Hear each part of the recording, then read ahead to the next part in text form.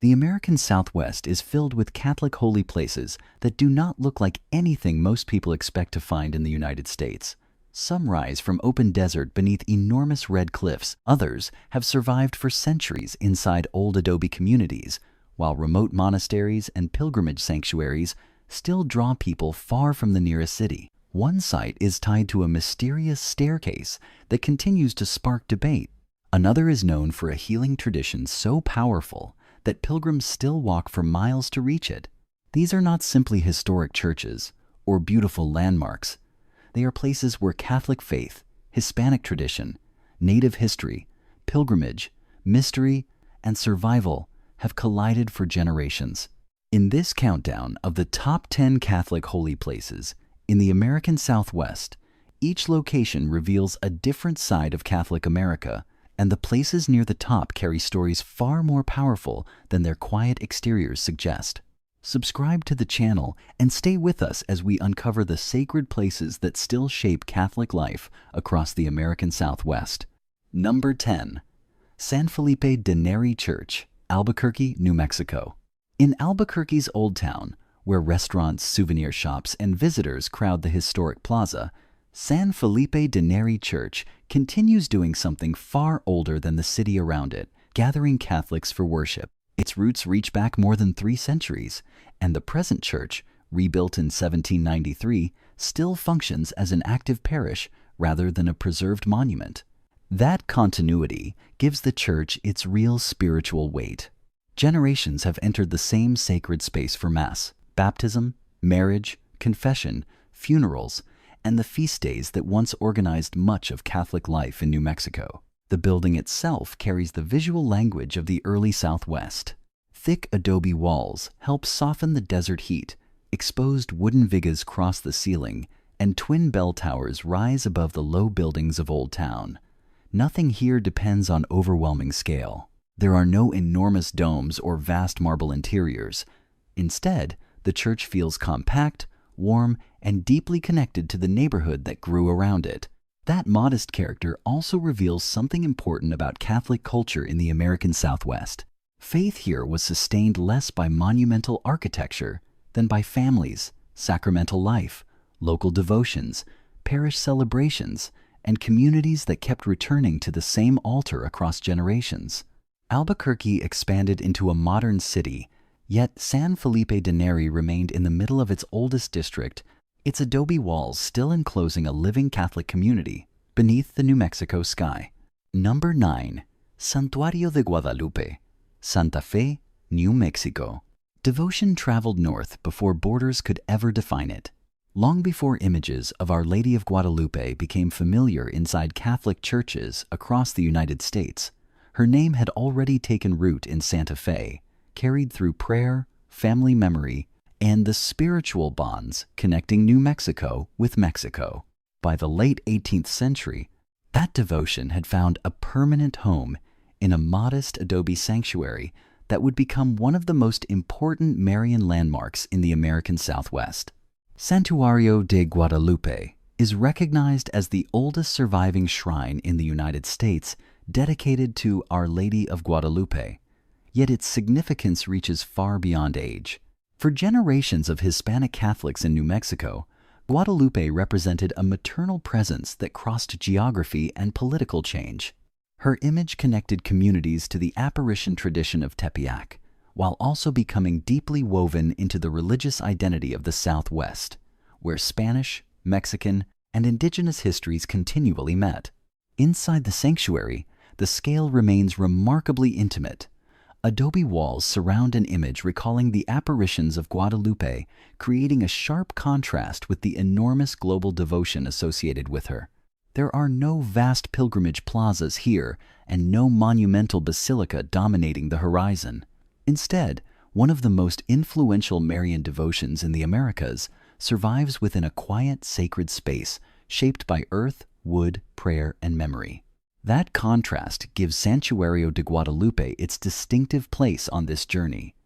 The devotion may stretch across continents and draw millions of Catholics elsewhere, but in Santa Fe it feels almost personal. Behind the adobe walls, Guadalupe is encountered not as a distant symbol, but as a presence carried north through generations of Catholic families who refused to leave their faith behind. Number 8. St. Augustine Church and Shrine of St. Kateri Tekakwitha, Isleta Pueblo, New Mexico. At Isleta Pueblo, Catholic history cannot be told only through missionaries, colonial churches, or dates. St. Augustine Church stands inside a living native community where faith, identity, memory, and a difficult past have existed side by side for generations. That immediately gives this place a different weight from many other Catholic holy sites in the American Southwest. The shrine's connection to St. Kateri Tekakwitha deepens that meaning. Born in the 17th century to a Mohawk father and an Algonquin mother, Kateri embraced the Catholic faith despite hardship and opposition. Centuries later, she became the first Native American woman from North America to be canonized by the Catholic Church. Her story changes the way this site is understood. Native Catholics were never simply a background to mission history. They became believers, families, catechists, witnesses, and saints whose lives entered the spiritual memory of the wider church.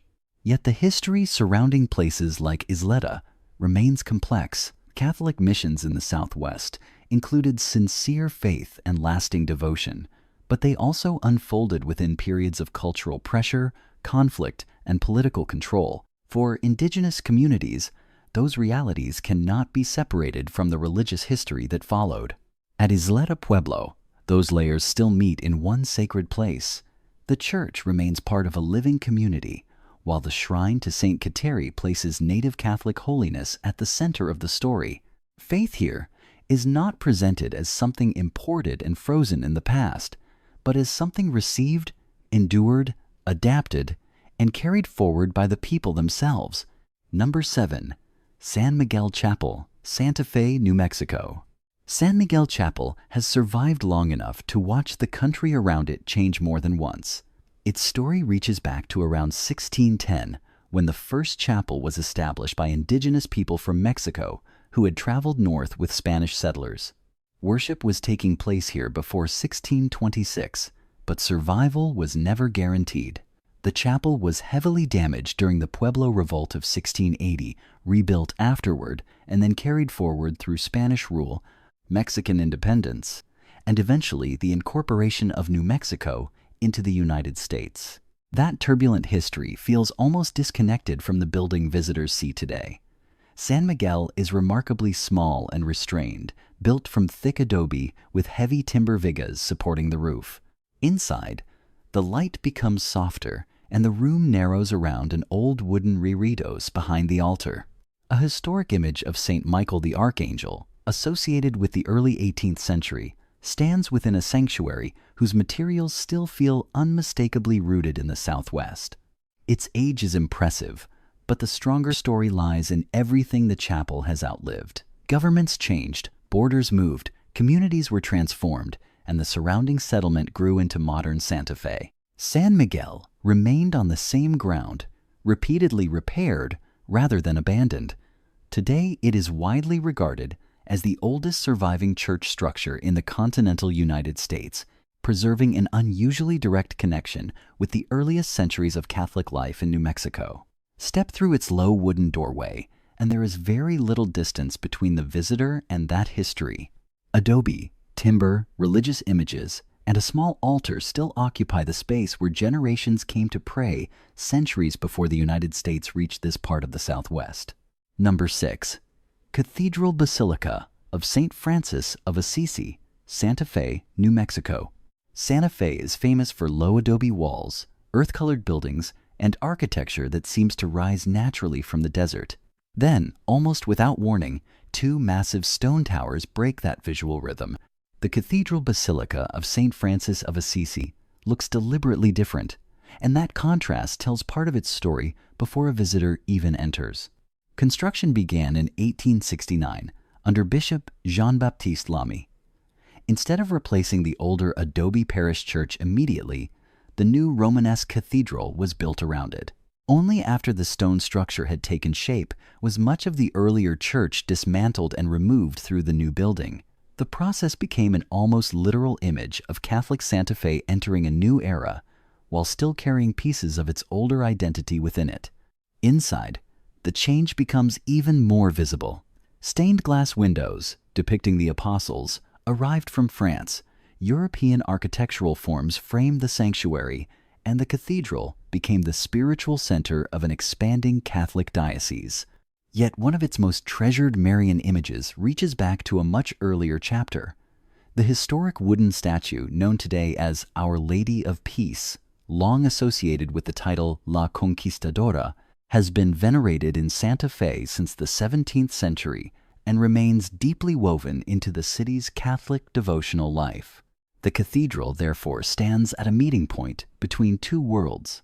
Its stone walls speak of a more institutional church taking shape in the 19th century Southwest, while the Marian devotion preserved inside reaches back toward the Spanish Catholic traditions that had already been rooted in New Mexico for generations.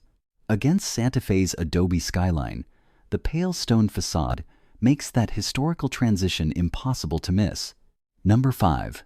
Loretto Chapel, Santa Fe, New Mexico. The chapel was finished, but one serious problem remained. There was no practical way to reach the choir loft. Inside the narrow Gothic interior, a conventional staircase would have consumed too much space.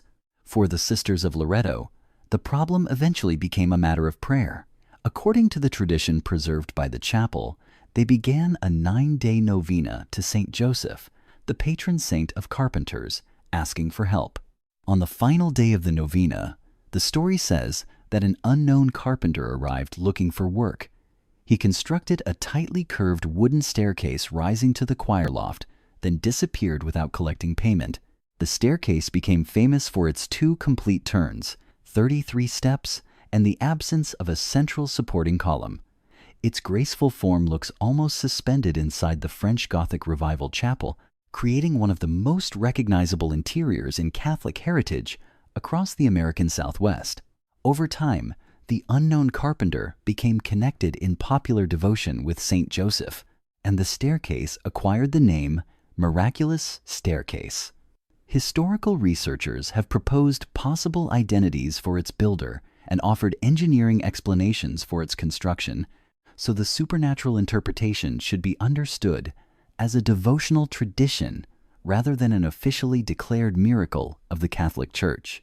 Loretto Chapel is no longer an active Catholic place of worship, and today operates primarily as a historic attraction and wedding venue. Yet its most famous feature still preserves the story that made generations of visitors stop beneath the choir loft. A practical problem, 9 days of prayer, an unidentified carpenter, and a wooden staircase whose origin continues to invite both investigation and faith. Number 4.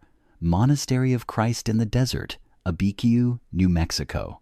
The road to this monastery already begins stripping the modern world away.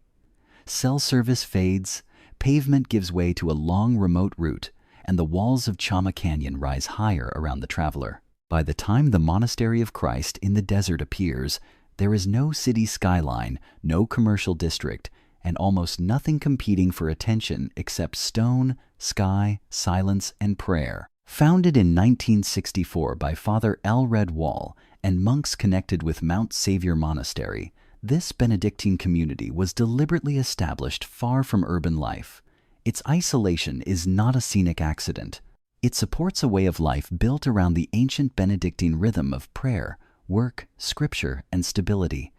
The monks gather repeatedly throughout the day for the liturgy of the hours, while the surrounding wilderness creates a setting where silence becomes part of the spiritual discipline rather than simply the absence of noise. Visitors who come here are not entering a conventional tourist attraction. Guests can stay for retreat, join the monks for prayer, and experience a pace of life governed less by schedules and screens than by bells, psalms, meals, work, and long periods of quiet. The monastery's architecture remains intentionally restrained, allowing the vast canyon walls to dominate the landscape around it. Few Catholic holy places in the American Southwest depend so completely on remoteness for their identity. Here, the sacred experience is not concentrated in a miraculous object or a monumental interior. It unfolds gradually as the outside world becomes quieter, The canyon closes around the monastery, and the sound of a bell carries across a landscape with almost nothing else to answer it. Number 3. Chapel of the Holy Cross, Sedona, Arizona. A giant cross cuts through the red rock of Sedona before the chapel itself fully comes into view. Instead of competing with the desert, the Chapel of the Holy Cross seems to lock itself into the landscape, using stone, glass, and concrete to turn one of Arizona's most dramatic natural settings into a place of Catholic prayer. Completed in 1956, the chapel remains connected to St. John Vianney Parish in the Diocese of Phoenix and was also designated as a pilgrimage site during the Jubilee year of 2025. Its most striking feature is the enormous cross dominating the front of the building. The vertical form rises between the surrounding rock formations, while large windows open the interior toward the valley below. The chapel itself is surprisingly small, and that limited space changes the experience completely. Rather than overwhelming visitors with decoration, the architecture keeps the sanctuary focused and allows the landscape outside to remain constantly present. For Catholic visitors, the setting naturally draws attention back to the cross. Sedona's cliffs were formed over immense spans of geological time, yet the central Christian symbol stands directly against them, creating a powerful visual relationship between creation and redemption. The desert is not treated as scenery placed behind a church.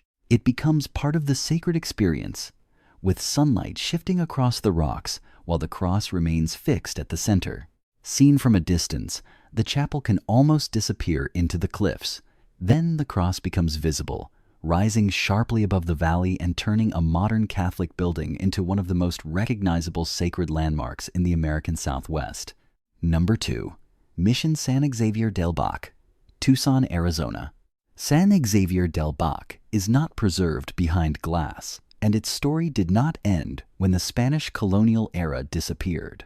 Mass is still celebrated here, feast days still gather families, and the surrounding Tohono O'odham community continues to treat the mission as a living spiritual home. That ongoing relationship gives this place a depth far beyond its famous white facade. The mission's roots reach back to 1692, when Jesuit missionary Eusebio Kino established a Catholic presence at the O'odham settlement of Wa.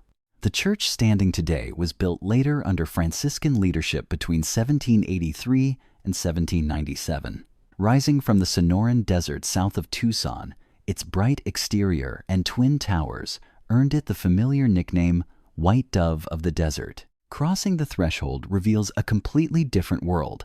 The restrained white exterior gives way to an interior crowded with Spanish colonial Catholic art, carved altarpieces, painted surfaces, statues of saints, floral details, and devotional images filling almost every direction. The sanctuary feels layered rather than polished, carrying the marks of generations who repaired, prayed, celebrated, and returned. Yet San Xavier becomes most important when the camera moves beyond the artwork. This is still a church within the Tohono O'odham Nation, not simply a Spanish mission converted into a tourist attraction. Catholic traditions here have been carried through indigenous family life, local celebrations, sacramental worship, and centuries of historical change. Against the Sonoran Desert, the White Towers may be the first thing visitors notice. Inside and around them, however, the stronger image is a Catholic community still gathering at an altar, first established on this land more than 3 centuries ago. Number 1.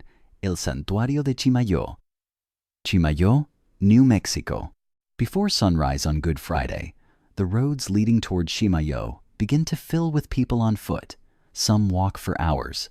Others carry crosses, rosaries, photographs of loved ones, or private intentions they have brought across miles of New Mexico landscape. Their destination is not a monumental basilica, but a small adobe sanctuary in the foothills of the Sangre de Cristo Mountains. That contrast places El Santuario de Chimayo at the top of this list. For generations, Chimayo has been one of the most important Catholic pilgrimage destinations in the American Southwest, with devotion intensifying dramatically during Holy Week. At the center of its healing tradition is a small room known as El Pocito, where pilgrims encounter a pit of earth commonly called Tierra Bendita, or Blessed Earth. Many visitors pray for physical or spiritual healing and take a small amount with them as a devotional sign of hope and trust in God. Nearby, crutches, braces, photographs, handwritten prayers, and messages of gratitude testify to generations of people who arrived carrying illness, grief, fear, or desperation. These objects should not be treated as proof that every healing associated with Chimayo has been officially authenticated by the Catholic Church. Their deeper power comes from something more visible. People continue bringing their suffering here and placing it before God. That is the image that defines Chimayo. On Good Friday, long lines of pilgrims move through the high desert toward a modest adobe church, step after step, prayer after prayer. Some arrive exhausted, some in silence, and some carrying burdens no camera can capture. At the end of that road stands a sanctuary small enough to enter through a simple doorway, yet spiritually powerful enough to draw generations back to the same place, seeking mercy, healing, and hope. The American Southwest tells the story of Catholic faith in a language all its own. Here, prayer has taken root in adobe walls, desert missions, mountain monasteries, native communities, and pilgrimage roads traveled for generations. Some of these holy places survived war and political change.